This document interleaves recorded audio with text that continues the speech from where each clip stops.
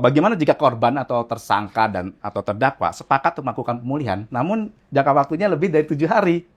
Apakah MKR tersebut tetap dapat dinyatakan berhasil atau tidak? Karena lewat 7 hari, perkara harus segera dilimpah atau diadili. Nah, bincang-bincang kita kali ini itu terkait tentang penanganan perkara melalui MKR atau mekanisme keadilan restoratif. Ya kan? Nah, ini kenapa ini menjadi hal yang harus kita diskusikan saat ini, meskipun di awal tahun kemarin kan yang Mulia Toka Pidana sudah menyampaikan mengenai apa itu MKR, PB, judicial pardon, dan lain sebagainya di dalam acara perisai. Nah, ini kan kita sudah memasuki hampir 6 bulan pelaksanaan KUHAP. Dalam waktu hampir mau masuk 6 bulan ini, banyak pelaksanaan MKR yang sudah dilaksanakan oleh Satker. Namun ada beberapa kendala di situ. Dari berbagai macam monef tersebut, ada diperoleh berbagai macam kendala dan permasalahan yang sifatnya teknis. Nah, ini yang mau kita diskusikan saat ini. Yang pertama tentunya yang harus diingat bahwa implementasi MKR dalam praktek ini masih menghadapi berbagai kendala dan permasalahan. Perbedaan pemahaman antara aparat penegak hukum, keterbatasan parameter objektif dalam menentukan perkara yang layak diselesaikan secara restoratif, potensi penyalahgunaan kewenangan, hingga belum meratanya kesiapan SDM dan sarana pendukung, dalam hal ini aplikasi SIPP, menjadi tantangan nyata di lapangan. Selain SIPP juga ada berpadu yang ikut terlibat dalam hal ini. Selain itu juga ada persoalan sinkronisasi antar lembaga penegak hukum, ya, serta kekhawatiran masyarakat sendiri terhadap kemungkinan terjadinya disparitas atau ketidakpastian hukum dalam penerapan mekanisme tersebut. Maka kali ini kiranya tepatlah kalau Mas Dodi yang ikut terlibat dalam berbagai macam perumusan terkait dengan KUHAP dan peraturan pelaksananya. Nah, kita mungkin bisa memberikan masukan ya, gimana kebijakan pimpinan MA dalam hal ini atau Mahkamah Agung terhadap berbagai masalah dan kendala tersebut. Berdasarkan ketentuan pasal 80 ayat 1 KUHAP, MKR dapat dikenakan terhadap tindak pidana yang memenuhi syarat. Di situ kan ada 3 syaratnya ya, yang mengenai ancamannya denda. Kategori 3, atau diancam dengan pidana penjara paling lama 5 tahun, terus kemudian tindak pidana yang pertama kali dilakukan, atau bukan merupakan pengulangan tindak pidana, kecuali terhadap tindak pidana yang khususnya berupa pidana denda atau tindak pidana yang dilakukan karena kealpaan. Nah, ini sederhana ini pertanyaannya, tapi ini menjadi kendala praktek di peradilan. Bagaimana jika pelaku dikenai ketentuan yang memuat pidana denda dan penjara secara kumulatif, namun salah satunya memenuhi kriteria huruf A pasal 80 itu? Nah, apakah masih tetap dapat dilakukan MKR? Baik, terima kasih Mas Budi ya. Saya panggil Mas Budi tidak apa ya, kan gitu. Karena beliau juga satu tempat dengan saya di Jawa Timur, kan gitu. Jadi begini Mas Budi, jadi kalau berbicara tentang MKR, kita harus melihat dulu riwayat atau bagaimana cara pembuat undang-undang membuat suatu ketentuan dalam norma. Norma itu dibuat umumnya dalam keadaan normal. Dalam arti kalau kita berbicara syarat, oh syaratnya untuk tindak pidana yang di bawah 5 tahun. Oh syaratnya untuk tindak pidana yang 5 tahun ke bawah. Itu mudah untuk dibuat dan saat dibaca mudah dipahami. Cuma kadang pembuat undang-undang itu tidak sampai memikirkan ke dalam tataran praktek. Bagaimana kalau bentuk dakwaannya tidak tunggal? Bagaimana kalau bentuk dakwaannya alternatif? Bagaimana kalau subsidiaritas? Dan bagaimana kalau kumulatif? Itu pertama terjadi ketika kita bicara diversi. Dalam perkara anak juga syaratnya kan di bawah 7 tahun. Tapi kadang penuntut umum sebagai dominus litis, ya, pemilik perkara, mendakwanya tidak tunggal. Nah, itu tidak selesai kan sebenarnya. Makanya muncul dulu Perma nomor 4 tahun 2014 yang mengatur kalau bentuk dakwaannya itu tidak tunggal, tapi salah satunya itu ada yang ancamannya di bawah 3 tahun, maka hakim tetap bisa diversi. Berarti bisa jadi pedoman. Sebentar.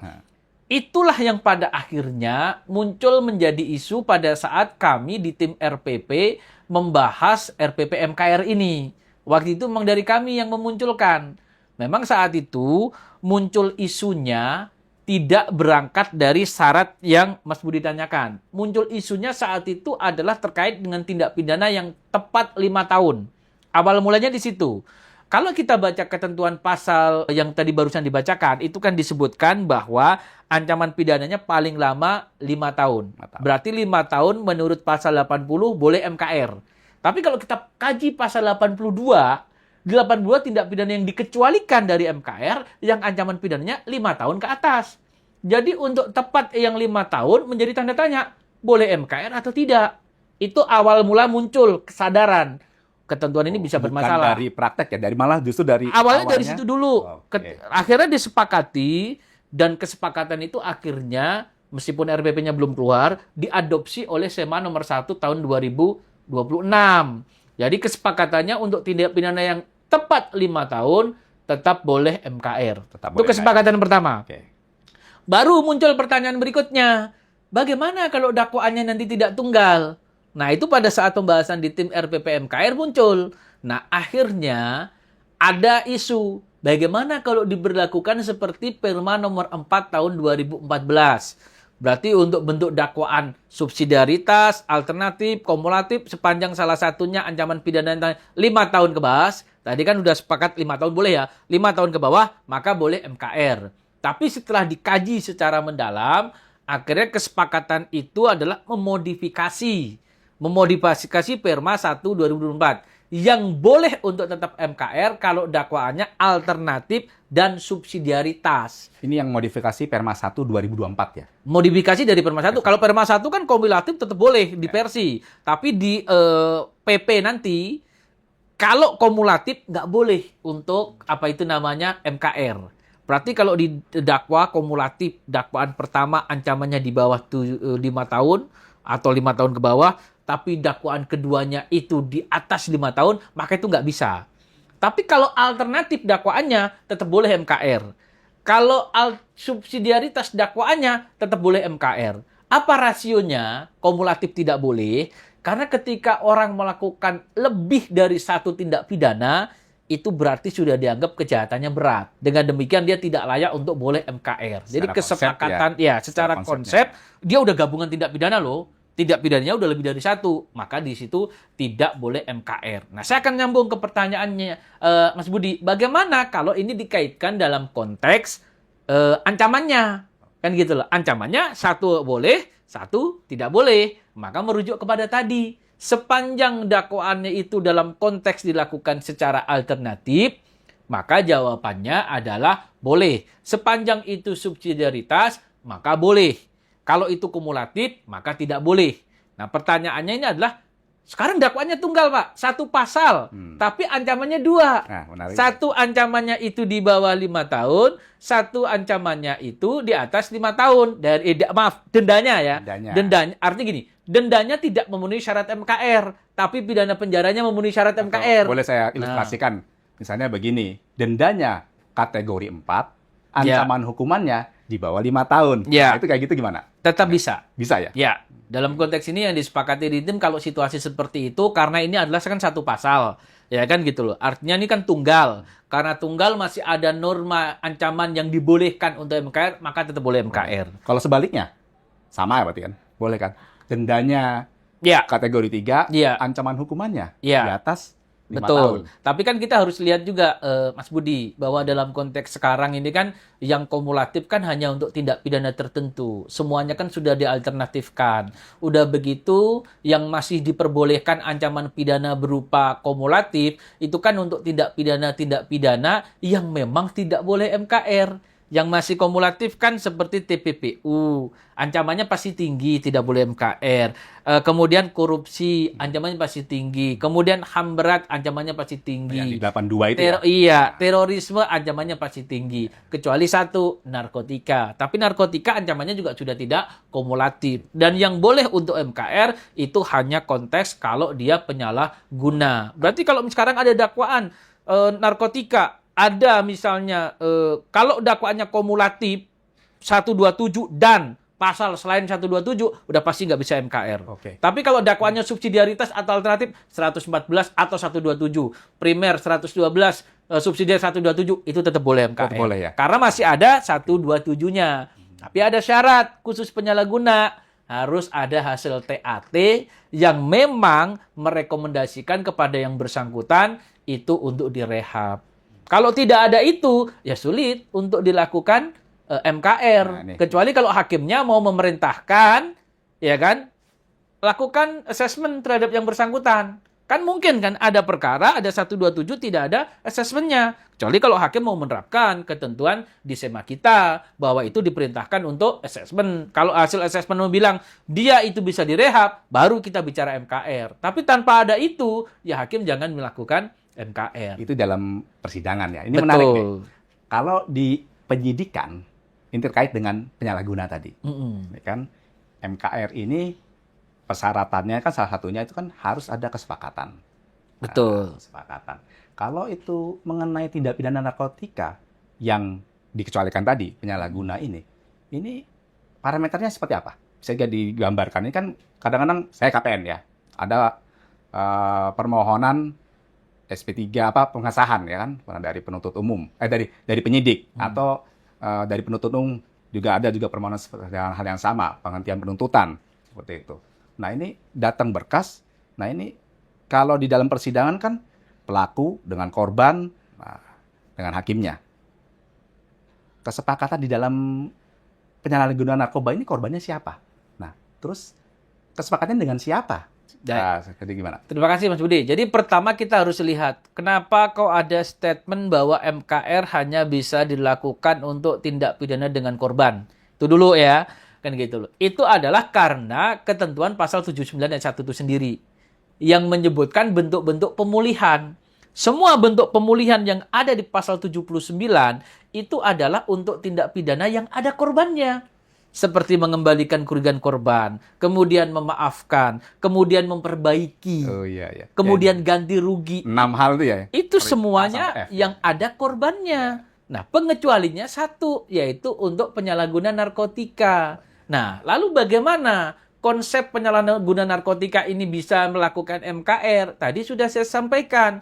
Karena itu adalah untuk penyalahguna atau korban penyalahgunaan atau pengguna, maka perkara itu harus dilengkapi dengan TAT, yang TAT-nya itu menyimpulkan kepada yang bersangkutan harus direhab. Jadi ujung daripada kasus penyalahguna narkotika kalau di MKR kan, ujungnya adalah rehab. Dan itu tidak terikat pada jangka waktu penyelesaian 7 hari. Tidak ada rehab 7 hari. Makanya kalau ditanya siapa yang harus bersepakat, kalau ada situasi seperti itu, maka kesepakatan itu pertama harus ada TAT-nya. Lalu yang kedua adalah dengan tempat di mana dia akan direhab. Misalnya di dalam hasil TAT disebutkan dia perlu menjalani rehab selama 3 bulan. Ini hanya misal. Meskipun rehab bisa 6 bulan dan seterusnya, tergantung. Terus kemudian disebutkan tempatnya misalnya di lembaga apa. Ya kan gitu loh. Kan misalnya di BNN mana atau kemudian di Lido lah atau dimanapun itu kan banyak sekali kan sekarang tempat untuk melaksanakan rehab. Ketika di dalam hasil TAT sudah disebutkan itu, maka kesepakatan itu dibuat dengan itu. Orang yang dari tempat penyelenggarakan itulah yang harus dipanggil atau perwakilan dia harus dipanggil untuk memastikan 3 pihak.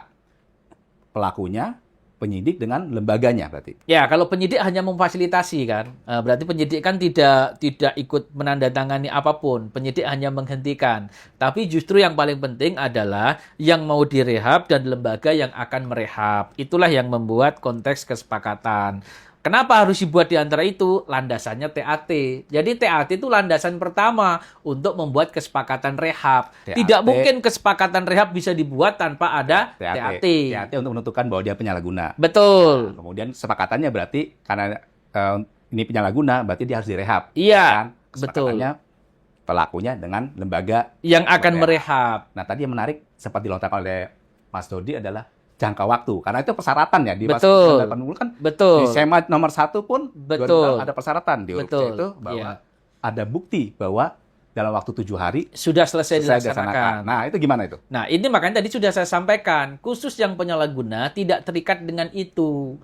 Jadi, begitu dia disepakati untuk direhab berdasarkan TAT dan lembaganya itu mau merehab, ya sudah, perkara bisa dihentikan oleh penyidik. tanpa harus menunggu 7 hari selesai dilaksanakan. Jadi kalau berita acara pelaksanaan kesepakatan, ya bukan berita acara selesai rehab, kan gitu kan? Karena rehabnya juga tidak bisa 7 hari, Berarti tetapi bentuknya cukup kesepakatan itu saja, dan yang berikutnya adalah berita acara kalau dia diterima di tempat rehab.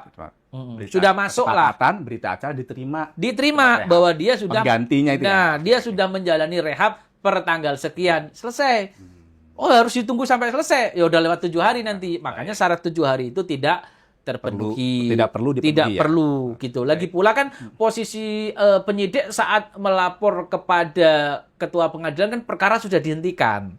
Kan gitu loh. Jadi itulah yang dibahas pada saat tim MKR itu merumuskan ketentuan tentang penyalahguna. Jadi mekanismenya seperti itu, khusus penyalahguna adalah merupakan pengecualian. Dia tidak tunduk dalam jangka waktu 3 hari. Dia tidak tunduk tentang keberadaan korban. Maka dia juga tidak tunduk tentang syarat telah selesainya rehab baru dihentikan. Tidak.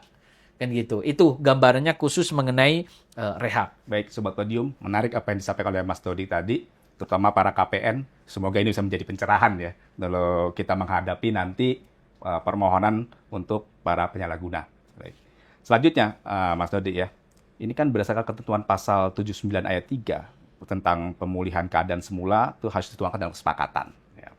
Yang wajib dilaksanakan dalam jangka waktu paling lama 7 hari, tadi sudah diungkapkan itu. Nah, kemudian pada tahap penyidikan atau bagaimana jika korban atau tersangka atau terdakwa sepakat untuk melakukan pemulihan, namun jangka waktunya lebih dari 7 hari.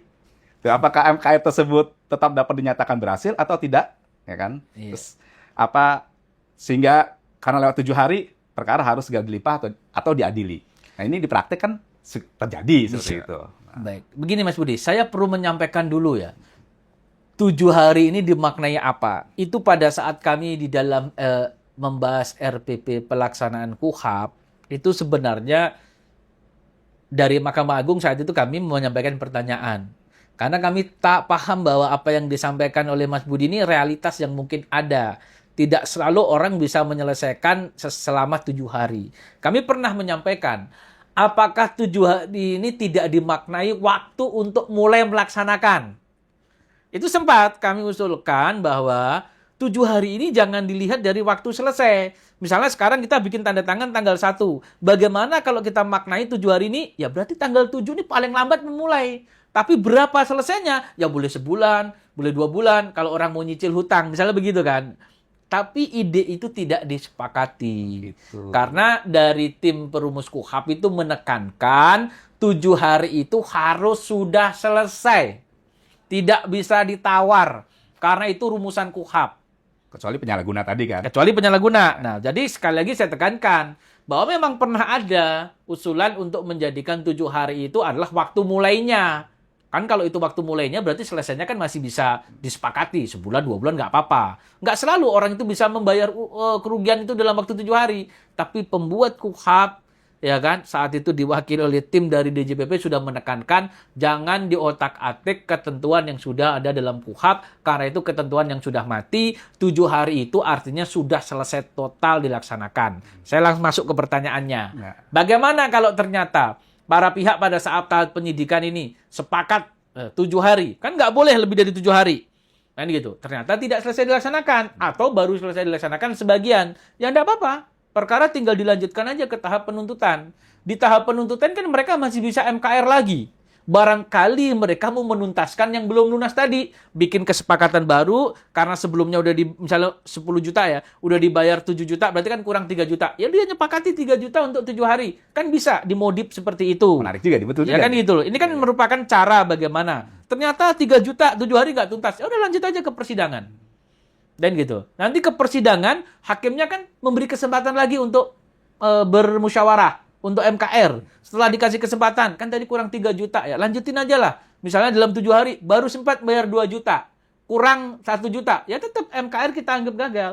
Lanjut aja sidang, tapi semua hal yang sudah dibayar tadi bisa dijadikan pertimbangan di akhir putusan. Misalnya ada etikat baik dari pelaku untuk mengembalikan kerugian. Selain itu, dampak dari MKR di persidangan ini kan tidak bisa disamakan dengan dampak pada saat di penyidikan dan penuntutan. Berbeda berarti konsepnya. Betul. Kalau Persidangan di dengan- penyidikan dan penuntutan berujung pada berhentinya perkara. Tapi kalau sudah di pengadilan, orang berhasil MKR pun insentif yang dia peroleh hanya sebatas penjatuhan pidana lebih ringan atau pidana berupa pengawasan. Kalau dulu di Perma 1 2024 pidana bersyarat, sekarang di KUHP namanya pidana pengawasan. Meskipun konsepnya tidak selalu sama. Baik. Jadi seperti itu. Mas Dodi, kita mundur dikit Ya. tadi. Kalau melihat atau mendengar penjelasan Mas Dodi tadi, berarti misalnya ya di penuntutan yang tadi 10 juta, baru dibayar 7 juta kurang 3 juta. Di penuntutan pun waktu 7 hari itu ternyata Tidak terpenuhi. sampai juga.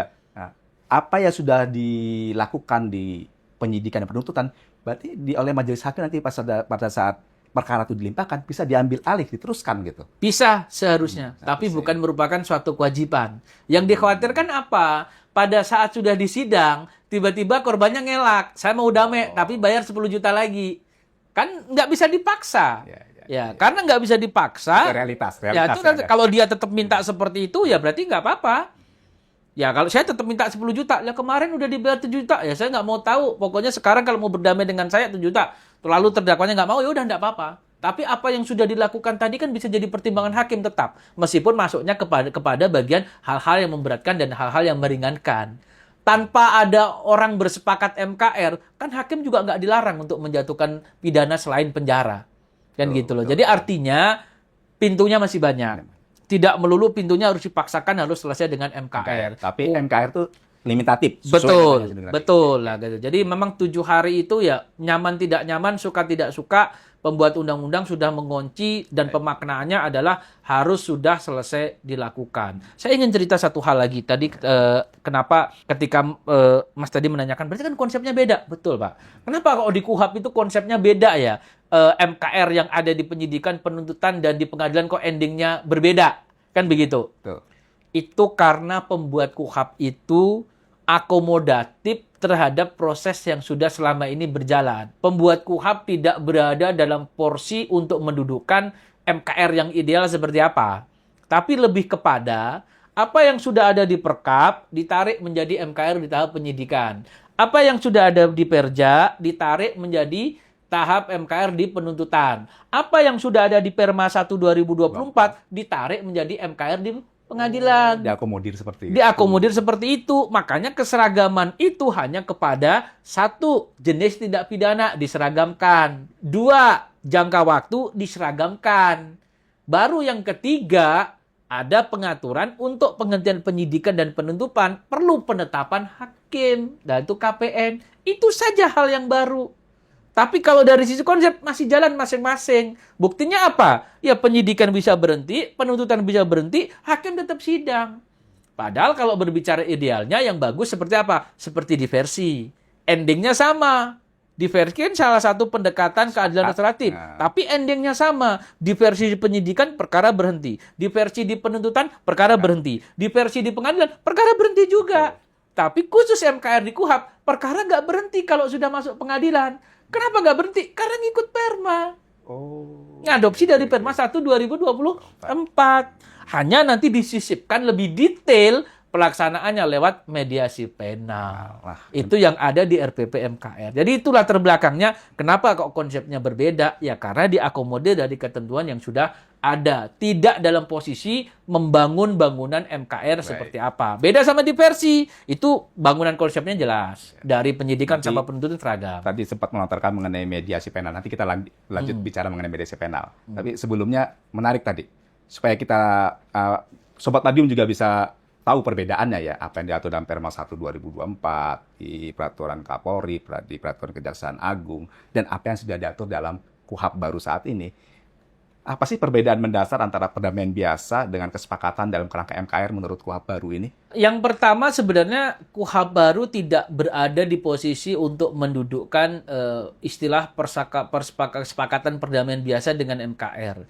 Tapi saya bisa paparkan begini, bahwa di dalam RPP pelaksanaan KUHP, ini sebagai informasi kepada Sobat Podium tentunya dan semuanya, posisi RPP pada saat podcast ini dibuat, itu sudah ada di Setnek. Jadi sebenarnya tinggal disahkan saja. Cuma memang masih ada 2 pending isu, ya kan? Pending isu ya terkait dengan mediasi penal itu, apakah mandatori atau tidak. Sama pending isu kedua adalah terkait dengan ketentuan 204 di KUHP. Di situ kan ada pengecualian tindak pidana yang ancamannya 5 tahun ke atas kan tidak boleh. Nah, itu bagaimana cara merumuskannya? Sementara kan kita sudah sepakat 5 tahun tetap boleh. Boleh, jadi Nah, saya jadi kadang tuh ada perbedaan, seolah-olah nggak boleh merubah bunyi yang ada di KUHP. Jadi ketentuan bahwa 5 tahun ke atas nggak boleh itu tetap harus tercantum. Karena bunyi KUHP-nya begitu, gitu loh. Makanya sedang dijembatani bagaimana agar 5 tahun tetap bisa. Yaitu salah satunya dibuat ayat baru yang mengecualikan dari ketentuan di atasnya. Nah, saya kembali ke persoalan tadi, ya kan. Jadi di RPP pelaksanaan KUHP itu diatur 2 jalur cara orang untuk berdamai. 2 jalur. 2 jalur. Jalur pertama adalah lewat mediasi penal. Apakah ini mandatori atau wajib atau tidak? Saat podcast ini dibuat, saya belum bisa jawab. Kenapa? Karena itu yang masih menjadi pending isu. Tapi yang dapat saya sampaikan, 2 jalur itu dibuka. Satu adalah lewat mediasi penal. Konsep awal mediasi penal ini mandatori, wajib. Wajib dilakukan oleh penyidik, wajib dilakukan oleh penuntut umum, wajib dilakukan oleh hakim. Yang memediasi bukan APH yang menangani perkara, orang lain. Dari luar? Dari luar. Itu konsepnya? Konsepnya. Jadi yang memediasi siapa? Kalau perkara itu di penyidik, berarti penyidik yang tidak menangani perkara itu. Oh, maksudnya luar itu bukan penyidik menangani? Bukan, maksud saya pikir mediator dari luar. Nah, itu makanya saya sampaikan lagi. Pilihan kedua adalah PK Bapas. Oke. PK Bapas boleh memediasi di setiap tingkatan. Pilihan ketiga, mediator independen. Jadi hanya 3 itu. Begitu juga kalau di penuntut umum. Yang boleh jadi mediator siapa? Penuntut umum atau jaksa yang tidak menangani perkara itu. Yang kedua, PK Bapas. Yang ketiga adalah mediator independen atau mediator profesional. Jadi opsi pertama di dalam RPP itu saat ini adalah mediasi itu mandatori. Baik di penyidikan, penuntutan, atau di sidang. Tetapi kalau mediasinya tidak berhasil atau sudah berhasil kemudian tidak dilaksanakan, di luar itu mereka boleh bersepakat secara mandiri. Boleh bernegosiasi lagi. Tapi intinya APH sudah tidak wajib memfasilitasi melalui mediasi. Kan sudah dilaksanakan tadi. Maksudnya mandiri itu dalam kerangka MKR atau enggak? Tetap akan diakomodir untuk konteks MKR. Kalau misalnya ya kan antara pelaku dan korban tadi sudah dimediasikan, mediasinya gagal, berarti kan perkara berlanjut. Ya. Di tengah-tengah perkara itu tiba-tiba mereka berdamai sendiri, boleh disampaikan saya berdamai, Pak. Di luar waktu itu ya. Di luar waktu itu adalah pilihan yang kedua atau jalur kedua lah. Jadi jalur pertama lewat mediasi penal, jalur yang kedua adalah lewat kesepakatan mandiri yang dibuat oleh para pihak. Itu juga bisa menjadi bagian dari pendekatan MKR yang diakui oleh RPP. Jadi perkara juga bisa berhenti lewat kesepakatan yang dibuat para pihak secara mandiri. Nah, cuma sekarang yang masih menjadi pending isu tadi, apakah penyidik itu wajib memediasi, apakah penuntut umum wajib memediasi? Itu dulu. Kalau di pengadilan, rumusan saat ini tetap mandatori untuk mediasi. Karena nanti juga Perma nomor 1 tahun 2024 itu kan direncanakan akan diperbaiki juga. Makanya nanti akan ada rencananya akan dibuat Perma juga yang mengatur tentang mediasi penal yang saat ini dikerjakan oleh tim Pokja Mediasi. Sekarang sedang berjalan juga. Berarti kesimpulannya secara kebijakan MA mandatori dong ya? RPP, Pak. RPP. Yang mewajibkan RPP. Yang Perma pun nanti akan MA pun Perma akan mengikuti bagaimana cara melaksanakan mediasi penal. Caranya. Sebenarnya dari tim perumus RPP semuanya pengennya mandatori mediasi itu karena pengen memaksimalkan mediasi. Bahwa belakangan muncul perkembangan bahwa penyidikan dan penuntutan tidak mandatori, ya kalau mau aja, tapi kesepakatan berdamai juga enggak apa-apa. Kan gitu loh. Jadi prinsipnya 2 jalur tadi, kalau konsep awal mediasi dulu tuntasin, kalau mediasi nggak berhasil dan sebagainya, baru jalur 2 bisa dihidupkan. Tapi kalau sekarang pengennya di penyidikan dan penuntutan, 2 jalur sejak awalnya boleh hidup. Oke. Tapi kalau di pengadilan, 2 jalur ini tetap sesuai urutan. Mediasi dulu, baru ini. Kalau dia udah punya kesepakatan, tetap aja ditempuh mediasi, tidak apa-apa. Bahwa kesepakatan itu nanti disahkan sebagai hasil mediasi, itu tidak apa-apa. Karena itu juga bermanfaat bagi apa? Laporan keberhasilan mediasi. Oke. Ini yang menarik adalah gini, Mas Adi. Kalau betul itu mandatory, kita ngomong di persidangan ya. Persidangan. Itu jangka waktunya berapa lama itu? Kalau boleh di-spill nggak? Jangka waktu berapa lama itu? 30 hari. 30 hari? Sama kayak yang di perdata. RPP? Iya. Sama berarti kayak di perdata gitu ya? Betul. Memang ngambil dari sana. Ambil dari sana Betul. konsepnya. Oh, 30 hari. Iya. Berarti ini ada potensi masalah ya, potensi saya bilang. Yang ada praktek di persidangan ini. Kan 5 tahun bisa MKR kan, 5 tahun. Sedangkan perkara itu di KUHP itu kan 5 tahun itu bisa ditahan. Betul. Nah kalau tahan, perkara yang dilimpahkan pengadilan adalah terdakwanya itu ditahan. Bagaimana? Padahal itu kan bisa MKR. Ya, diserahkan kepada majelis hakim untuk tetap menahan atau tidak menahan. Oh begitu? Betul. Sebenarnya dulu itu pada saat menyusun RPP MKR sempat diusulkan bahwa ketika ada proses MKR atau mediasi dalam rangka MKR, maka tersangka atau terdakwa tidak ditahan. Itu adalah sempat menjadi usulan. Tetapi belakangan itu tidak diakomodir seperti itu, tetapi diserahkan kepada APH yang menangani perkara itu. Karena jangka waktunya tadi 30 hari, ya terserah APH yang menangani. Sekarang misalnya oleh hakim mau menyerahkan proses mediasi kepada mediator, terserah hakimnya tetap mau nahan atau tidak. Kalau tetap mau nahan, berarti konsekuensinya nanti masa penahanan akan berkurang banyak karena ada proses mediasi. Betul. Kalau dia misalnya tidak menahan, maka mediasinya juga bisa lebih leluasa. Masa penahanan tidak berkurang. Konsekuensinya kan persoalan dia kabur atau tidak kabur. Makanya dari itu kan penting untuk memastikan itikat baik dari pelaku tadi. Kan gitu loh. Artinya bahwa memang di situ ada celah gimana kalau nanti kabur dan sebagainya, itu bisa dimaklumi kekhawatiran itu. Itu. Betul. Tetapi prinsipnya RPP tidak berada di suatu posisi untuk wajib atau tidak wajib menahan. Tapi lebih kepada menyerahkan kepada kebijaksanaan majelis hakim yang menangani perkara itu. Ini berarti butuh kemauan dari aparat penegak hukum. Ya. Karena tadi bilang, ya satu resiko melarikan diri. Kedua, ya resiko repot kan. Betul. Nah itu. Bisa jadi karena ini kalau yang 5 tahun ditahan, meskipun bisa MKR, bisa jadi majelis tidak mengambil pilihan untuk MKR jadinya. Apa gimana itu? Pilihan MKR-nya tetap harus diambil. Mediasi penalnya tetap harus dilakukan. Yang menjadi pilihan untuk diambil atau tidak diambil adalah soal penahanan. Nah itu. Mau tetap nahan silahkan, mau tidak nahan juga nggak apa-apa. Itu sepenuhnya diserahkan menjadi kebijaksanaan hakim. Tapi jangan sampai karena kekhawatiran majelis hakim lantas bilang jangan MKR. Itu nggak boleh. MKR ini tetap wajib untuk dilakukan karena mandatori. Ya, catat sobat Madiun. Karena mandatori. Jadi jangan karena hakimnya khawatir dia kabur, ya udah saya larang untuk MKR, nggak boleh. Kalau karena saya khawatir untuk dia kabur, saya batasi MKR sekian waktu, nggak boleh. Disitulah ketentuan yang ada di RPP. Karena apa? Tim perumus RPP tidak menyepakati untuk dulu wajib tidak ditahan. Nah, usulan awalnya wajib untuk tidak ditahan. Coba seandainya itu lolos Seandainya itu lolos ya mungkin jelas saya nggak akan nahan sebagai hakim. Kalau dia kabur ya udah balikin perkara aja, selesai urusannya gitu. Tapi kan sebenarnya pada saat peraturan dibuat itu kan kita berpikir tentang itikat baik. Pada saat seorang pelaku itu mau MKR, tentunya dia akan dianggap beritikat baik untuk selalu ikut proses tersebut dengan itikat baik, termasuk dengan proses hukumnya. Karena kalau dia memang tidak pengen MKR ya kan, ya sudah dia nggak usah setuju. MKR itu prinsipnya ditawarkan. Poin pertama itu dulu, Pak ya. Tawar. Ini yang kadang suka disalahpahami. Seperti contoh diversi. Wajib diversi. Diversi itu nggak wajib. Yang wajib menawarkan diversi. Karena apa? Yang mungkin bukan menawarkan. Saya ganti sesuai bahasa undang-undang. Yang wajib adalah mengupayakan diversi. Melalui mekanisme penawaran. Itu kalau diversi. Sama dalam konteks MKR juga seperti itu. Karena MKR itu sama dengan diversi, sifatnya apa? Sukarela. Misalnya ada pelaku, ada korban. Ya kita wajib tawarkan aja.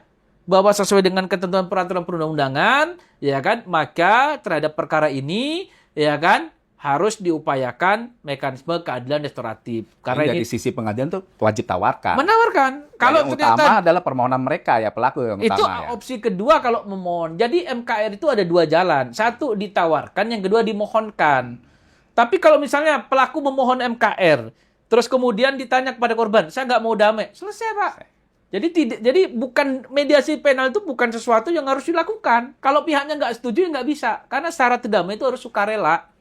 Itu syarat pertama. Makanya bahasanya saya tegaskan yang wajib itu kalau diversi mengupayakan diversi.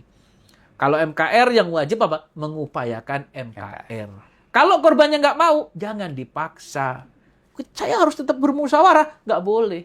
Karena syarat utama daripada proses MKR maupun mediasi itu sukarela. Kalau dia mau, baru kita mulai.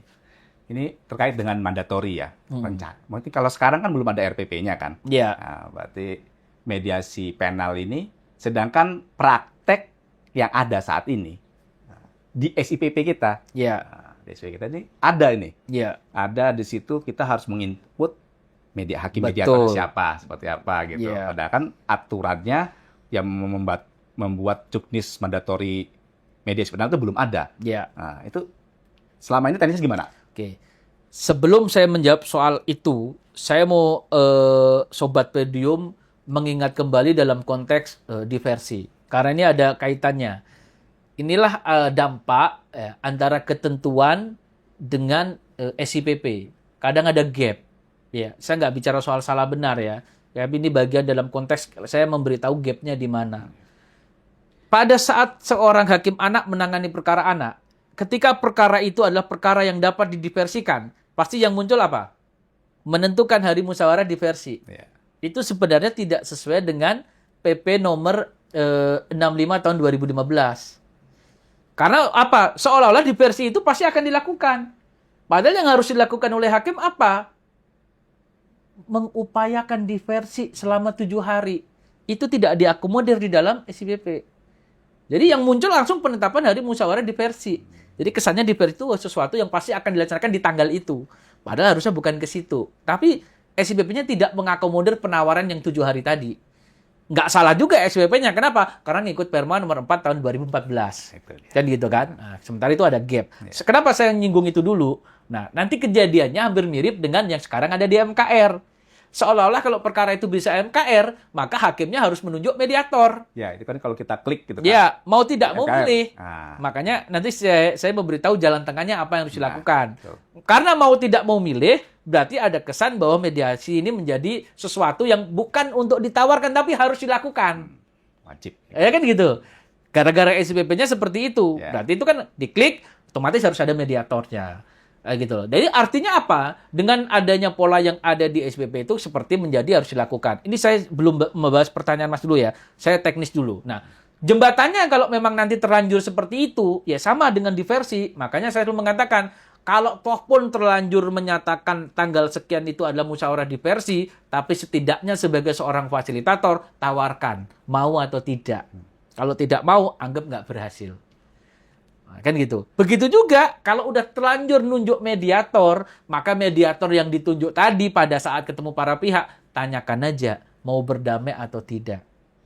Tapi kalau berbicara urutan yang benar seperti apa? Urutan yang benar itu tidak serta-merta nunjuk mediator. Hakimnya nanya dulu kepada pelaku mau mengupayakan perdamaian dengan korban atau tidak. Kalau dia jawab mau, panggil korban. Yeah. Mau atau tidak? Kalau tidak mau selesai, nggak perlu nunjuk mediator. Sebenarnya, kan gitu loh. Yeah. Tapi kalau ternyata di fitur udah terlanjur ditunjuk, ya kan gitu lah kan?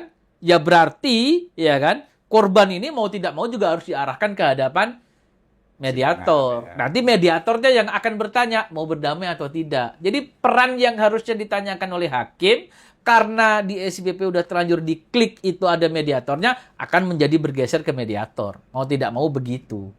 Tapi persoalannya adalah sekarang RPP-nya belum ada. Fiturnya terlanjur muncul. Nah, Kan itu. Itu menjadi problem. Tentunya saya tidak dalam kapasitas untuk menjawab harusnya begini atau apa dan sebagainya. Sekarang pertanyaannya sebenarnya kepada Sobat Badium, khususnya Bapak dan Ibu di peradilan, ketika fitur itu tidak diklik bisa jalan atau tidak? Kalau ternyata fitur itu tidak diklik, perkara nggak bisa jalan, mau tidak mau harus diklik. Ya kan gitu. Tinggal setelah diklik ya udah di persidangan ditawarkan mau berdamai atau tidak berdamai. Kalau tidak mau berdamai ya sudah mediasi dianggap gagal saja. Nanti perkara dilanjutkan. Paling itu jalan tengah yang bisa dilakukan sembari kita menunggu RPP keluar dan sembari kita menunggu perbaikan-perbaikan atau inovasi dari SIPP. Nah, beberapa majelis ini mengisi, ini teknis ya, mengisi mediator penalnya, mediatornya hakimnya itu akhirnya mengisi majelis hakim yang menangani itu atau KM-nya atau salah satu hakim. Nah itu kalau sementara ini belum ada RPP-nya itu. Kalau selama ini belum ada RPP-nya ya nggak jadi. Sebenarnya nunjuk aja itu sudah nggak ada dasarnya untuk hari ini. Untuk hari ini. Tapi karena itu fitur yang harus ada, misalnya nunjuk hakim yang sedang mengadili, berarti ini kan menyamakan dengan konsep yang ada di diversi, yang mendamaikan hakim yang mengadili. Karena terus terang, pada saat pembahasan RPP itu memang ada debat panjang. Siapa yang harus mendamaikan? Ada usulan yang pertama adalah APH yang saat itu menangani. Jadi kalau itu di tangan hakim, ya hakim yang sidang itulah. Tapi yang disepakati pada akhirnya adalah yang sedang tidak menangani. Nah sekarang pertanyaannya, apa yang saya sampaikan itu adanya masih di RPP. Artinya apa? Yang ada di SIPP sekarang ini, cantolannya belum ada. Kan gitu loh. Karena cantolannya belum ada, maka saya tanyakan tadi. Mungkin Pak Ketua lebih tahu dari saya, prakteknya itu menjadi syarat wajib atau tidak. Kalau itu bisa dilewati, lewatin aja dulu fiturnya. Atau diusulkan untuk dimatikan dulu. Kalau memang itu tidak bisa dilewati, ya kan harus dimatikan. Kalau nggak bisa dimatikan juga, ya berarti harus klik mau nggak mau. Bahwa yang diklik itu adalah hakim yang bersangkutan, nggak salah juga. Sesuatu yang belum diatur nggak bisa kita salahkan. Berarti hakimnya mesti ngeklik nama salah satu hakim, udah biarin aja. Nggak masalah untuk kondisi hari ini. Sampai menunggu peraturan. Artinya begini, saya hanya ingin menyampaikan kepada Sobat Badion dan Bapak Ibu sekalian, bahwa sampai detik ini, norma yang mewajibkan mediasi itu belum keluar. Kalau ternyata sekarang di sistem elektroniknya itu sudah dikeluarkan, menjadi ada, tentunya itu akan menjadi kebijaksanaan dari pimpinan setempat dan hakimnya. Dan tentunya harus berkoordinasi dengan si pembuat aplikasinya. Tentunya dengan dirjen dan pengembang juga. Kira-kira fitur itu kalau tidak diklik berdampak atau tidak. Kalau ternyata nggak ada pilihan lain harus diklik, ya klik aja. Tapi sidangnya tetap seperti biasa.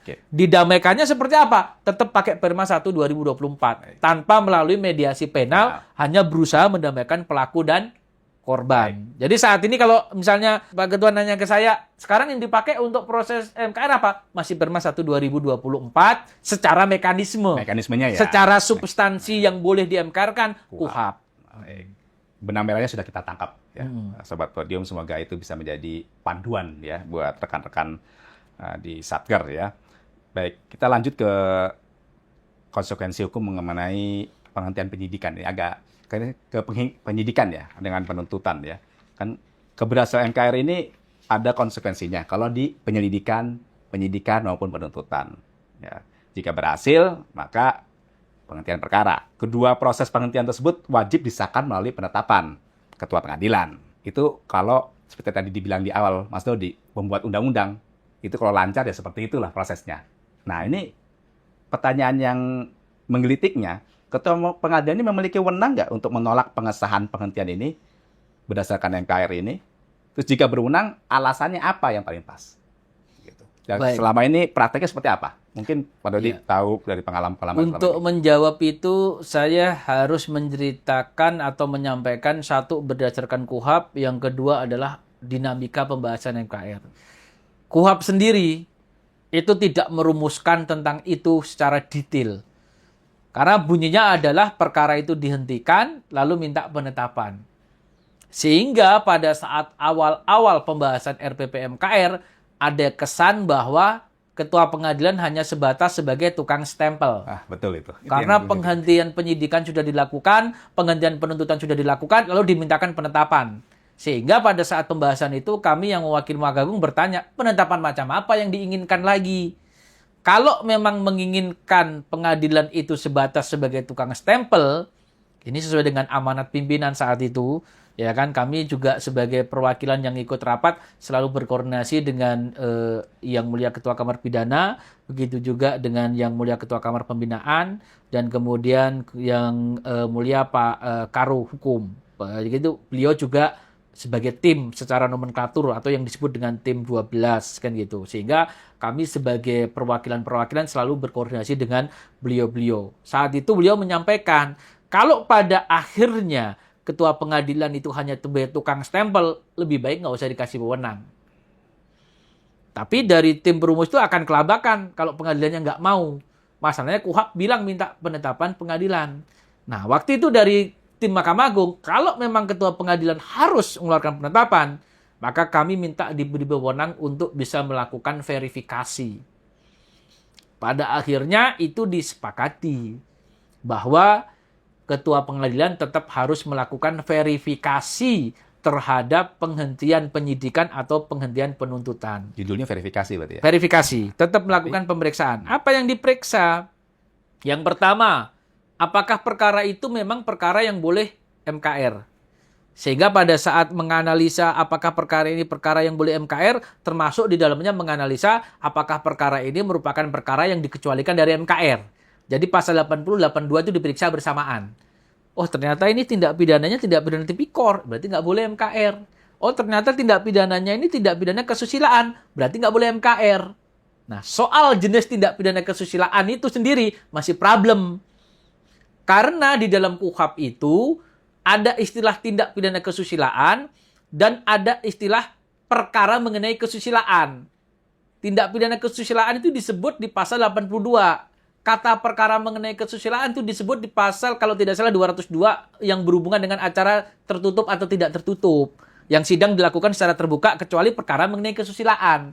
Nah, nanti yang menjadi ribet soal apa? Judi. Nah, ini dia. Perkara judi itu dari sisi jenis tindak pidana, menurut KUHP, dia masuk dalam tindak pidana kesusilaan.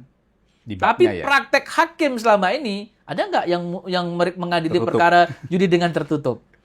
Nah, kalau ini Yang Mulia Wakaim Judisial pernah menyampaikan, harus dibedakan antara jenis perkara dengan artikel yang termuat di dalam KUHP. Bahasa beliau seperti itu. Gimana? Ya kan, bahwa karena tadi bahwa memang itu masuk artikel kesusilaan, iya, tapi secara pemeriksaan dia bukan termasuk perkara mengenai kesusilaan.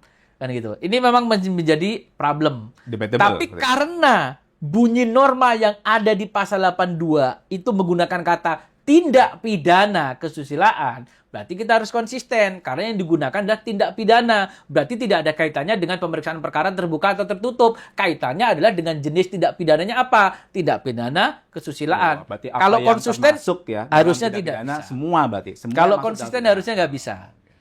Jadi bukan ngaitkan, loh kan itu bukan perkara mengenai kesusilaan dalam arti yang berhubungan dengan seksualitas, betul. Tapi nomenklatur yang digunakan di pasal 82 adalah tindak pidana kesusilaan. Dan di KUHP, bab 4 itu tindak pidana kesusilaan, salah satunya adalah judi. Sejauh ini, itu kalau menurut pandangan kami. Jadi kalau ada judi itu mau di-MKR-kan, ya harusnya nggak bisa. Di samping itu kan nggak ada korban. Tapi kalau mau menempuh dengan cara lain, misalnya menjatuhkan pidana lebih ringan, kan maksudnya masih banyak. Jadi tidak semua hal itu harus kita masukkan sebagai, seperti saya bilang di awal tadi, Pak, pintunya banyak kok. Nggak semua dipaksakan masuk ke pintu MKR. Ada plea bargain kan? Ya, ada plea bargain juga. Terus kemudian ada penjatuhan pidana kerja sosial, macam-macam lah. Kan gitu loh. Begitu juga kalau pedoman pemidanaan masuk, misalnya usianya sangat tua dan sebagainya, kan boleh menjatuhkan yang lain. Kembali ke... Betul. Ke laptop. Kembali ke pertanyaan awal, saya syarat yang pertama ngecek jenis tindak pidana. Syarat yang kedua adalah ngecek isi perjanjian. Apakah perjanjian kesepakatan itu berisi pemulihan sebagaimana dimaksud pasal 79, kecuali penyalahgunaan narkotika. Ya. 6 hal itu masuk nggak salah satunya? Oh, dia melakukan pemaafan, berarti masuk, nggak masalah. Itu alternatif ya, bukan kumulatif. Bukan kumulatif. Ya kan gitu. Berarti syarat kedua misalnya terpenuhi, ya kan gitu. Yang ketiga dicek oleh KPN apakah kesepakatan itu sudah dilaksanakan dalam waktu 7 hari. Buktinya apa? Berita acara pelaksanaan kesepakatan atau tanda bukti lain yang menunjukkan isi kesepakatan sudah dilaksanakan. Kadang ada keadaan berita acaranya nggak dibuat. Tanda bukti lain apa? Misalnya berupa pembayaran uang, ada kwitansi. Berita acara pelaksanaan isi kesepakatan mungkin tidak dibuat, tapi terdakwa bisa menunjukkan kwitansi pembayaran kepada korban. Itu sudah bisa dijadikan sebagai patokan. Nah, KPN tidak berada dalam porsi untuk menilai layak atau tidak layak, proporsional atau tidak proporsional isi kesepakatannya. Itu porsinya nggak di situ. Jadi apa? Beda dengan DPA tadi kan. Oh, iya. Kalau DPA itu yang harus DPA dinilai, maksudnya Defer Prosecution ya, Agreement. perjanjian penundaan penuntutan. Oh. Itu kalau ada perjanjian antara penuntut umum dengan si terdakwanya, ya kan, korporasi, Ya. harus dilihat proporsionalitasnya juga oleh hakim. Oh, itu berbeda ya? Itu Kalau- berbeda. kalau ngomong Sementara DPA, harus proporsionalitas dilihat. dinilai. Artinya hakim dalam DPA masuk ke substansi kesepakatan. Kalau MKR? Kalau MKR nggak masuk. Jadi misalnya ada orang kerugiannya ringan. Tapi kalau korban dan pelaku sepakat membayarnya lebih tinggi dari nilai kerugian, nggak apa-apa, kita nggak perlu untuk otak-atik. Jadi posisi KPN tidak masuk ke substansi. Jadi secara eksplisit itu KPN hanya melihat persyaratan sudah terpenuhi nggak? Ya, Formil berarti ya? ya, checklist. Checklist, gitu aja. Itu yang pada akhirnya menjadi kesepakatan dalam tim perumus Oke. RPP. Jika tidak, nah tadi kan pertanyaannya Ya, adalah bisa betul. nggak KPN? Saya lanjutkan. Nah, Jika tidak, ya kan, maka KPN mengembalikan berkas tersebut kepada penyidik atau kepada penuntut umum. Pertanyaan mendasarnya, apakah perlu diperintahkan untuk melanjutkan? oke. Nggak perlu. Nggak Di SEMA 1 2026 nggak perlu. Hanya kembalikan berkas. Terserah dia mau lanjutin atau enggak. Penetapannya KPN mengembalikan berkas karena tidak memenuhi syarat MKR. Betul. Disebutkan ya, Pak. Yes, Nah, gitu aja. hanya Gitu. sebatas itu. Tidak perlu perintah. Melanjutkan perkara ke perkara. tahap penuntutan, melanjutkan perkara ke tahap persidangan, Ya. tidak perlu. Kalau dari penuntutan ke persidangan, dari penyidikan Ah. ke penuntutan. Ya. Ya. Tidak perlu gitu ya? Tidak perlu. Dan Aman. kita harusnya taat dengan SEMA 1 2026. Karena SEMA 1 2026 membunyinya seperti itu. Nah, cuma kemarin itu ada hal yang menarik, ya kan? Saya tidak perlu menyebutkan tempatnya di mana, karena itu kan sesuatu yang masih berjalan. Waktu itu ada penolakan dari KPN yang menyebutkan bunyinya adalah karena substansi perkara ini perlu dibuktikan di persidangan. Oh, itu tidak ada di dalam persyaratan itu ya? Itu tidak ada di dalam SEMA nomor 1 tahun 2026. Maupun di pasal yang 79. Dan kemudian diperintahkan untuk melimpahkan perkara ke pengadilan. Itu juga tidak ada di SEMA 1 2026. Itu tentunya bisa menimbulkan dampak atau problem, kan gitu loh. Di satu sisi, KPN sudah mengeluarkan penetapan yang isinya memerintahkan itu. Tapi bagaimana ketika isi perintah itu tidak sesuai dengan SEMA nomor 1 tahun 2026 sendiri. Nah, itu tentunya di lapangan akan bisa menimbulkan problem gitu. Nanti kita lihat bagaimana penyelesaian terhadap case itu gitu. Tapi saya di forum ini pengen menyampaikan ya kan bahwa dari rumusan RPP ya kan di dalam tim perumus itu menyepakatinya adalah KPN berwenang menilai tapi yang dinilai tadi saja. Tapi tidak masuk ke substansi.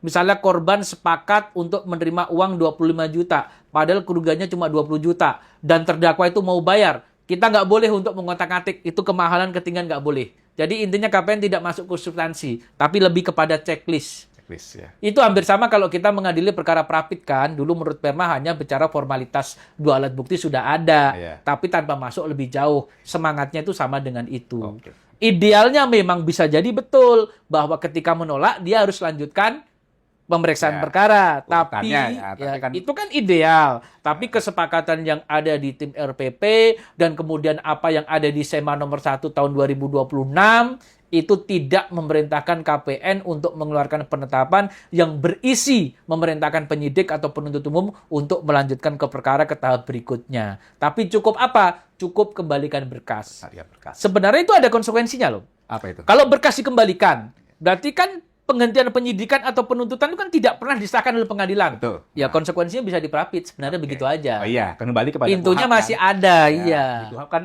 kenapa butuh penetapan adalah karena dampaknya kalau ada dengan penetapan berarti tidak bisa diperapit. Betul. Nah, begitu ya. Tidak bisa diperapit dan melekat nebis in idem. Oh.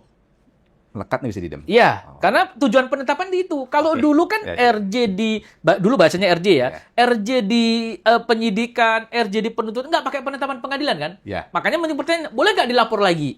Oh, oke. Tujuan daripada penetapan pengadilan itu adalah untuk seperti itu. Oh. Untuk mengunci agar itu nggak bisa dilimpah lagi juga. Supaya ada kepastian hukum. Betul. Dengan sekarang dengan adanya praktek yang tadi tidak pakai penetapan gara-gara ditolak, Iya. berarti penghentiannya masih bisa dalam tanda petik dipermasalahkan, baik itu dengan cara dilaporkan kembali, dilimpahkan kembali, atau juga bisa diprabitkan juga. Baik.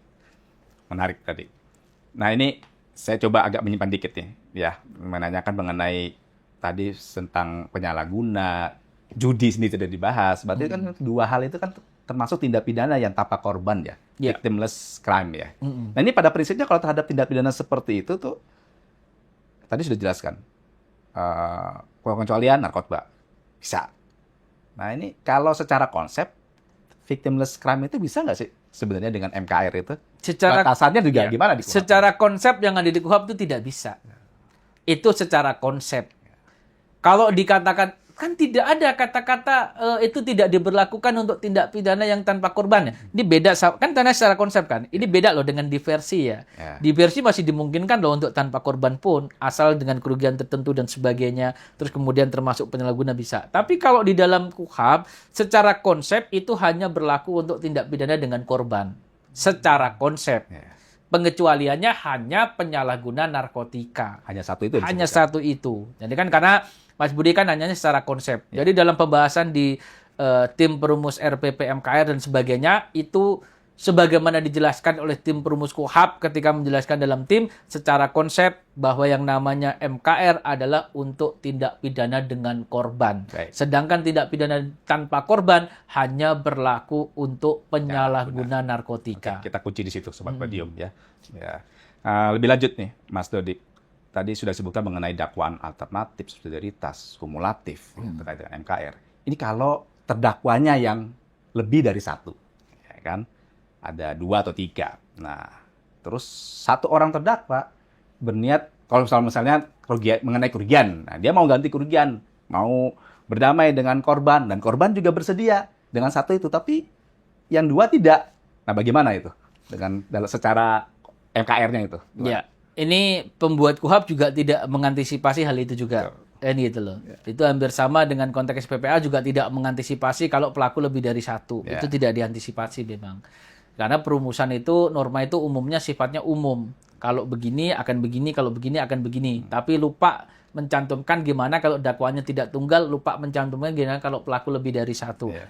Karena MKR itu kan tunduknya pada konteks individu pelaku. Kan gitu loh. Bukan pada dasarnya merupakan satu paket. Kalau perkara bisa jadi satu paket, satu nomor perkara harus selesai secara sama. Tapi kalau berbicara MKR itu bisa menundukkannya pada individu pelaku. Kalau pelakunya 2, kan bisa juga ada keadaan. Yang satu pernah melakukan tindak pidana, yang satu belum. Yang pengulangan udah pasti nggak bisa MKR kan? Ya. Kan gitu loh. Jadi kalau ditanya dalam situasi seperti itu, kan nggak mungkin perkaranya dipecah jadi 2. Perkara itu tetap harus jadi satu. Kecuali kalau di tahap penyidikan dan penuntutan. Nah. Masih bisa untuk di split sync kan? Kan Sebelum gitu. dilimpah mereka kan Ya, masih. sekarang kan kita bicara dalam konteks pengadilan. Ya. Perkara nggak bisa untuk dipecah. Jadi? Perkara tetap harus satu nomor itu dan berjalan. Misalnya ada satu orang yang memungkinkan untuk MKR. Berarti satu orang ini kan tidak mungkin. Satu orang yang tidak mungkin MKR kan masih bisa menempuh plea bargain. Kan gitu kan. Kalau plea bargain itu misalnya disetujui kan acaranya berubah menjadi acara singkat. Ya. Nah kita kan nggak mungkin satu nomor perkara ya untuk terdakwa 1 pakai acara biasa, untuk terdakwa 2 pakai acara singkat. Kan nggak boleh. Kan gitu kan. Ya, ya. Pada akhirnya kita kan harus mengkaji pilihan mana yang harus dilakukan dan menjadi terbaik untuk menangani perkara itu. Kalau menurut pandangan saya, kalau yang bisa MKR, selesaikan dulu MKR-nya. Kita lihat nanti mencapai kesepakatan atau tidak. Setelah mencapai kesepakatan, kita lihat nanti kesepakatan itu dilaksanakan atau tidak. Bagi yang sedang tidak menemui MKR, ya sudah, nunggu dulu. Kan gitu loh. Dia sidangnya ya akan nunggu untuk tuntaskan gitu loh. Bahwa posisinya dia masih ditahan, ya berarti dia di dalam tahanan. Posisinya dia tidak ditahan, ya berarti dia tidak perlu menghadiri persidangan Status dulu. Gitu. terdakwa yang lainnya menunggu. Menunggu penyelesaian MKR-nya. Kita ilustrasikan lah, berhasil ternyata kan. Ya, MKR berhasil. Nah, MKR yang satu itu ya, satu. yang 2 yang enggak yang MKR kan nggak menghentikan sidang. Itu yang harus kita pahami. ya, berbeda dengan di penyidikan dengan penuntutan. Betul. Ya? Oke. MKR tidak menghentikan. Berhasil. Lalu kesepakatan udah dijalankan. Oke, selesai ya. Berarti kan lanjut sidang. Lanjut sidang, lantas ditanya kepada terdakwa satunya, mau plea bargain atau tidak. Dia jawab misalnya mau. Kan gitu loh. Ya, ya, ya, ya. Dan plea bargain di 205 nggak perlu cawe-cawe dari penuntut umum. Sepenuhnya itu wewenang hakim. Beda dengan 234. Oke, ya. Alian singkatnya diusulkan oleh penuntut umum. Betul. 205 tidak, itu domainnya hakim. Kalau menurut hakim dia mengaku bersalah, ya kan? Nah, pengakuan bersalah ini penting. Mungkin lebih tepatnya di situ pengakuan dakwaan ya. Dan gitu loh. Kalau pengakuan bersalah kan 78, ya kan? Jadi ibaratnya gini, 78 itu pengakuan bersalah. 205 itu adalah pengakuan atas isi dakwaan. 234 gabungan dua-duanya. Oh gitu. Ya, mengakui dakwaan dan mengaku bersalah kan gitu. Gitu. Makanya kan sebenarnya kalau 78 itu plea bargain, 205 itu plea guilty harusnya. Guilty, Tapi kita tidak memisahkan itu. Semuanya disebut pengakuan bersalah. Oke, terdakwa 2 tadi lanjut ke situ ya. Ya. Ngaku bersalah misalnya. Tadi menarik, tapi nanti kita bahas di podium edisi yang lain Ya, tadi. saya lanjut ke sini Ya, dulu ya. ya. Ini gitu. Kalau mau plea bargain nanti berarti Oke. episode yang lain. Nanti. Jadi yang terdakwa 2 mau untuk melakukan ngaku salah. Dan ketika ada orang ngaku salah, hakim itu harus memastikan betul salah enggak. Kamu ngaku salah, buktinya apa? Oh, saya memang betul Pak yang mengambil barang itu. Buktinya apa? Itu barang buktinya disita dari saya. Buktinya apa? Itu ada yang lihat saksi atas nama ini. Jadi pengakuan itu harus didukung seperti itu. Kemudian yang kedua, seorang hakim ketika ada pengakuan bersalah harus memastikan, ini sengaja saya singgung dikit Pak ya, karena ada kaitannya MKR juga tadi. Harus memastikan paksaan atau tidak. Jika diperlukan, kalau saya cenderung mewajibkan, tapi kan ketentuan yang mewajibkan adalah tunjuk penasihat hukum. Untuk bisa memastikan dia ngaku bersalah itu bukan karena tekanan dan bukan karena dimanfaatkan oleh penuntut umum agar pembuktiannya ringan. Kan dia harus memastikan bahwa itu benar. Kemudian yang kedua, terdakwa harus tahu ketika ngaku salah, dia kehilangan hak diam. Terdakwa harus tahu ketika ngaku salah, dia kehilangan hak untuk mengajukan pembelaan yang bersifat membebaskan. Nggak boleh dong bikin pledoi yang membebaskan. Yang berikutnya, dia kehilangan hak untuk menghadirkan saksi yang bersifat membebaskan. Tapi kalau meringankan, boleh. Boleh ya. Misalnya dia ngaku, iya saya memang mencuri. Tapi yang saya curi bukan 500.000, cuma 300. Nanti ada saksinya. Boleh. Tapi mencurinya diakui. Itu tetap harus kita terima sebagai pengakuan. Bahwa kemudian saksi tadi menerangkan yang dicuri nggak segitu, itu pertimbangan hakim nanti dalam menjatuhkan pidana. Bahwa nilainya tidak sebagaimana yang didalilkan korban. Misalnya begitu. Sah-sah saja. Boleh. Nah, jadi itu untuk menghindari apa, Pak Ketua? Supaya jangan nanti pada saat dia diperiksa jadi terdakwa tiba-tiba mengelak. Oh, saya nggak ngaku salah. Makanya itu harus dipastikan di awal. Dan dia sampaikan hakim di awal itu. Ketika kamu sudah ngaku sekarang salah, tidak ada momen untuk menarik kembali. Kalau ini terpaksa agak nyimpang dikit nih. Bahas ini tadi, mau nggak mau, karena menarik ini. Kalau tiba-tiba tetap dilakukan, dia menolak. Ya harus diabaikan. Oh gitu ya. Kan udah komitmen di awal. Itulah pentingnya majelis hakim untuk memastikan kamu siap nggak. Kalau kamu nggak siap, mending nggak usah ngaku, kamu masih bisa untuk bebas.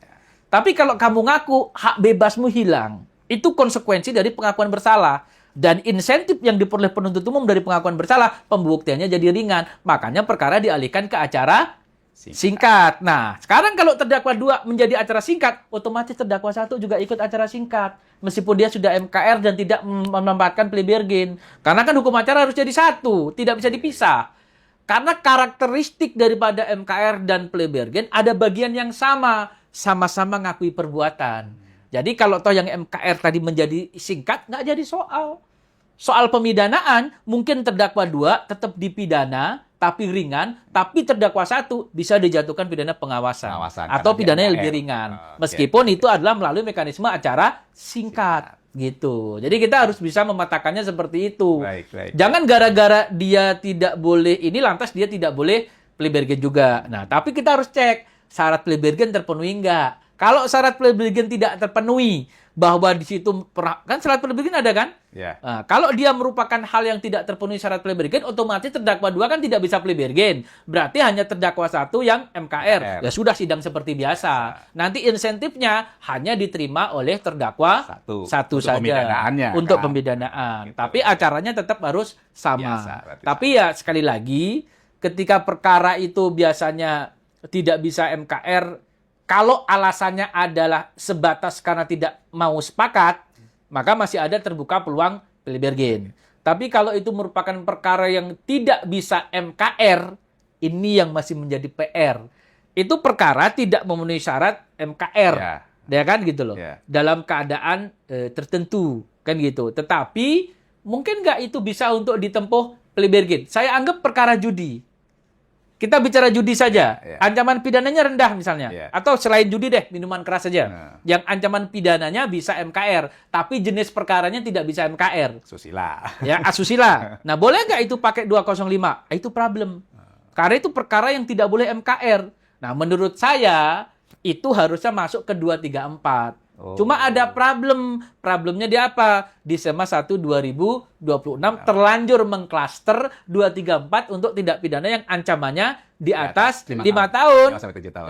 Padahal 234 nggak bilang begitu. Oh, iya. 234 hanya bilang ancaman pidananya tidak lebih dari 7 tahun. Tidak lebih dari 7 tahun. Ya, jadi ini soal praktek yang nanti ya saya serahkan kepada Bapak dan Ibu di persidangan. Baik. Tapi kalau pandangan saya terhadap suatu perkara yang tidak boleh MKR, nggak boleh pakai 205, pakainya 234. Itu kalau saya ya, karena saya berusaha untuk konsisten sama bunyinya, Oke. kan gitu loh. Karena Oke. takutnya begini, tapi ada juga yang menafsirkan, ya meskipun dia tidak memenuhi MKR, tapi karena ancamannya rendah, berarti boleh dong plea bargain. Kalau saya tidak sependapat dengan itu, kenapa? Karena bunyi di 205 ngunci. Bunyi 205 itu adalah apabila tidak ada kesepakatan antara pelaku dan korban. Ya, Berarti ya, itu memang perkara yang prinsipnya boleh di MKR-kan, tetapi tidak berhasil atau tidak selesai dilaksanakan, baru geser plea bargain. Ya. Nah, kalau tidak memenuhi 204, 205. maka tidak akan lari ke 205, nanti larinya ke 234. Oh, iya. Itu Iya. kalau menurut Iya. pandangan saya. Betul ya. Jadi 205 ini bisa jalan kalau 204 ya gagal kan begitu Betul. kan? Sejauh ini saya memaknainya demikian. Baik. Tapi kalau toh ada pandangan Bapak Ibu lain yang memaknai, ya kalau toh nggak bisa 204, 205 tetap jalan, ya monggo saja. Karena memang tadi ada masalah di SEMA 1 2026 dalam konteks terlanjur ngunci 234 itu untuk tindak pidana yang di atas 5 tahun tapi tidak sampai 7 tahun. Kalau menurut saya itu juga harus diperuntukkan untuk tindak pidana di bawah 5 tahun tapi nggak memenuhi 204. Ini soal pintu masuk aja. Jadi kalau memang tidak mau memasukkan ke 234, ya udah masukin pakai 205. Tapi kalau saya pribadi tadi kan berpandangan masuknya ke 234. Nah, nanti kita lihat praktek di persidangan seperti apa. Karena konsekuensinya beda, Pak Ketua. Kalau 205 domainnya full di hakim.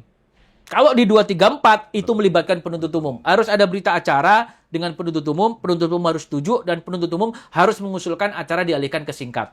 Ya tinggal kenyamanan hakimnya saja. Nah ini menarik nih.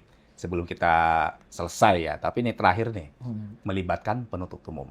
Nah, jika MKR dilaksanakan, terus apakah hasil MKR itu mengikat majelis hakim? Maksudnya dalam artian begini, ternyata dalam pembuktian, ini kan alternatif nih, atau subsidiaritas. Ya. Yang di MKR kan dakwaan A misalnya kan, ternyata pada saat persidangan dakwaan B yang terbukti, atau nanti penuntut umum menuntut yang dakwaan B itu. Nah, MKR yang di dakwaan A itu berdasarkan 205 tadi, apakah itu bagaimana statusnya? Apakah mengikat majelis hakim untuk dipertimbangkan? MKR yang 204 maksudnya kan? Ya, jadi 204, begini. sorry, 204, Jadi ya. begini, ketika kita berbicara MKR, ketika itu adalah tindak pidana yang didakwa secara subsidiaritas ataupun alternatif, maka kan menjadi boleh. Boleh. Ya kan gitu Ya. kan? Karena itu subsidiaritas alternatif akan menjadi boleh. Sebenarnya saat kita ber-MKR itu kan kita tidak spesifik, ini yang saya MKR kan hanya pasal ini ya, pasal ini tidak. Ya. Tapi itu kan hanya merupakan pintu masuk. Pintu masuk untuk bisa MKR. Oke. Dan setelah mencapai kesepakatan, oke clear, sudah dibungkus dalam bentuk kesepakatan. Bahwa MKR itu di penyidikan dan di penuntutan menghentikan perkara, tapi itu tidak terjadi di persidangan. MKR itu tetap perkara lanjut. Ya kan gitu. Ini kita bicara persidangan kan. Akhirnya sidang. Ketika sidang itu ternyata yang dibuktikan oleh penuntut umum adalah dakwaan yang lain. Dan menurut hakim juga terbukti dakwaan yang lain tadi. Maka kalau menurut pandangan saya, apa yang sudah dihasilkan dalam MKR tadi, itu ada, sekali lagi ya, kalau berhasil MKR itu juga menjatuhkan pidana ringan dan menjatuhkan pidana pengawasan itu bukan wajib loh. Itu dapat. Dapat ya? Iya, bunyinya kata dapat. Karena itu dapat, maka apa yang dihasilkan tadi tentunya boleh juga dijadikan pertimbangan oleh hakim untuk menjatuhkan pidana yang kalau tanpa ada itu mungkin saya jatuhkan pidana 2 tahun, tapi karena ada itu mungkin 1 tahun 8 bulan, atau mungkin 1 tahun 6 bulan. Itu pilihan daripada hakim tadi. Ketika dia menjumpai yang terbukti ternyata dakwaan yang lebih berat. Tetapi niat baik dia untuk mengembalikan kerugian korban melalui MKR tadi bisa dijadikan pertimbangan oleh hakim. Tapi kata kuncinya tadi, Pak Ketua, itu pun bunyinya kalau kita kembalikan ke konteks pasal 204, itu bunyinya adalah dapat loh. Bukan otomatis serta-merta menjadi wajib, kan begitu. Itu gambarannya yang mungkin bisa saya sampaikan kalau terkait dengan masalah apakah itu menjadi wajibnya wajib dipertimbangkan. Tapi tidak wajib menjatuhkan pidana berupa pengawasan. Dan tidak wajib menjatuhkan pidana yang lebih ringan. Terlebih lebih ringan itu sifatnya juga relatif. Saya menjatuhkan 1 tahun, Bapak 1 tahun 2 bulan. Apakah kita bisa mengklaim? Bapak lebih ringan, saya lebih ringan? Nggak bisa. Ya. Lebih ringan itu kan harus ada alat ukurnya. Mungkin lebih ringan dari tuntutan. Tapi kalau dari tadi penjelasan itu, Mas Dodik ya, berarti bisa jadi MKR berhasil kesepakatan. Terus dituntut oleh penuntut umum, ternyata berbeda dakwaan yang menurut penuntut umum terbukti. Sehingga dia mungkin menuntutnya tinggi. Diputus oleh majelis hakim sesuai dengan MKR itu. Ini berarti kan secara hak ini ada penuntut umum yang mungkin keberatan ya. Melakukan upaya hukum. Nah, tujuan MKR-nya jadi bagaimana itu kalau gitu? Ada upaya hukum di situ. Upaya hukum oleh yang... Oleh penuntut umum, Iya. kan? Nah. Oke, jadi gini, kita harus kembalikan. Insentif daripada MKR itu bukan untuk membebaskan pelaku. Insentif yang diterima oleh pelaku itu adalah keringanan hukuman. Meskipun tadi saya menggunakan kata dapat ya kan. Saya menggunakan kata dapat ini karena memang itu hanya menjadi bahan pertimbangan, bukan menjadi kata wajib. Memang kalau di nomenklaturnya mungkin di dalam pasal 204 itu tidak ada kata dapat gitu. Tapi adalah apa yang dihasilkan dalam MKR itu menjadi pertimbangan bagi hakim untuk menjatuhkan pidana lebih ringan dan atau pidana pengawasan. Karena dia sifatnya menjadi pertimbangan, maka yang wajib itu adalah untuk mempertimbangkan bahwa dia akan menjatuhkan pidana dalam waktu tertentu. Kalau menurut hakimnya itu dianggap lebih ringan, nggak masalah. Bisa jadi menurut terdakwa nggak lebih ringan. Oke. Ya kan bisa juga. Betul. Begitu juga kalau menjatuhkan pidana pengawasan. Ya kan?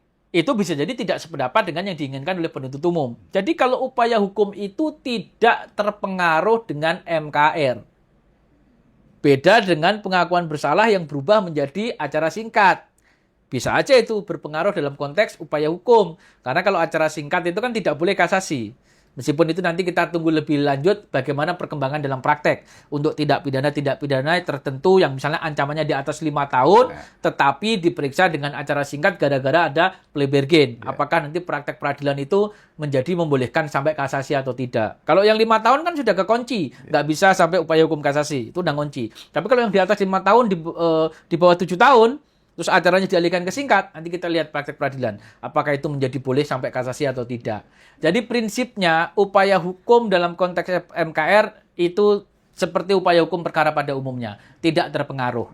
Jadi MKR itu hanya menjadi landasan bagi hakim untuk dipertimbangkan dalam menjatuhkan pidana, apakah akan lebih ringan atau pidana pengawasan. Hanya seperti itu. Tapi jangan dibilang, karena ada MKR wajib pengawasan. Enggak. Itu aja sih yang perlu saya batasi. Itu benang merah sudah kita tangkap. Diskusi kita ini hampir sebagian besar sudah membahas mengenai apa yang ditanyakan oleh satu-satu dalam Monef oleh Badilum. Ya, jadi sebelum kita akhiri, ada closing statement dari Mas Dodik terkait MKR ini.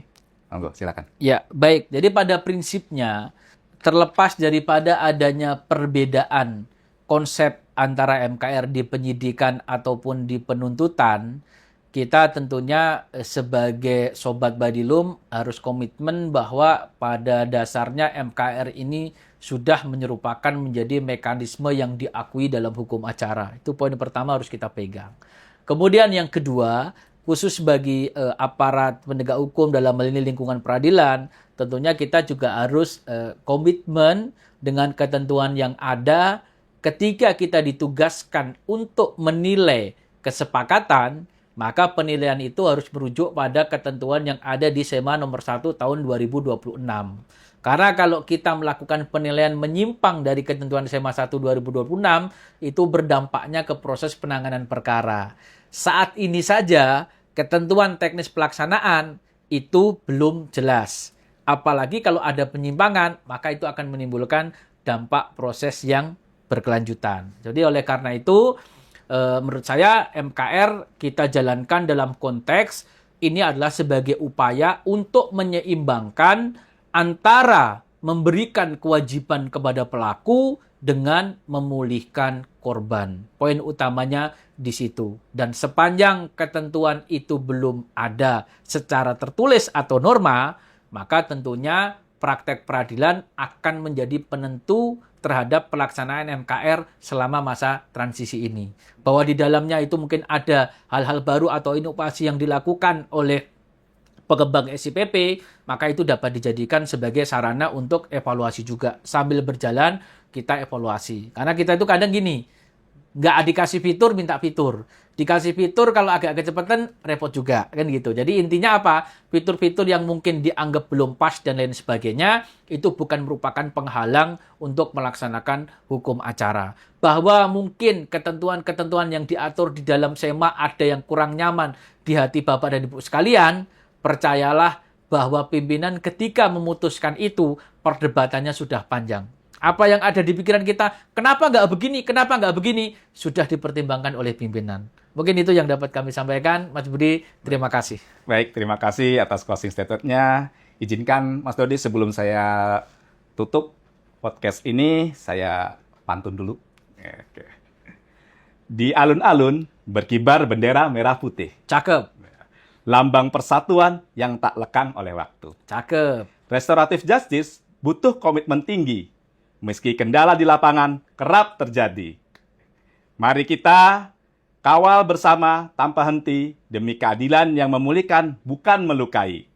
Terima kasih atas perhatian Sobat Podium. Sampai jumpa kembali di bincang-bincang berikutnya tentang kebijakan Mahkamah Agung dan Badan Peradilan Umum lainnya. Salam integritas.